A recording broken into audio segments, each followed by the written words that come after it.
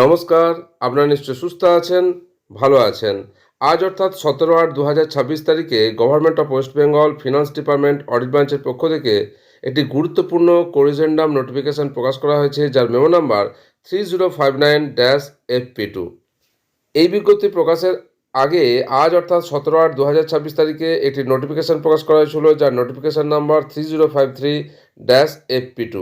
যেখানে বলা হয়েছিল যে বাঁকুড়া এবং পুরুলিয়া জেলার সমস্ত যে government office, local bodies, territory bodies, boards, corporations and undertakings, educational institutions and other offices, institutions under the control of government of West Bengal বন্ধ থাকবে দুপুর 2টোর পর থেকে। কিন্তু সেই নোটিফিকেশানে সংশোধন এনে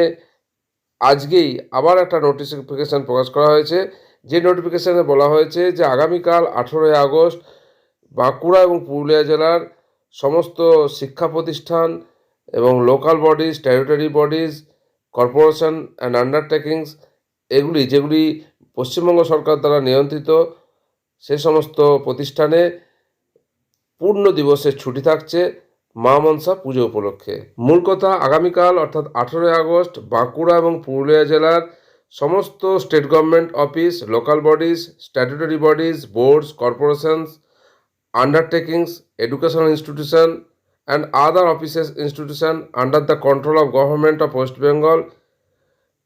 এগুলো সব বন্ধ থাকবে, ফুল হলিডে সম্পূর্ণ বন্ধ থাকবে মা মনসা পুজো উপলক্ষে।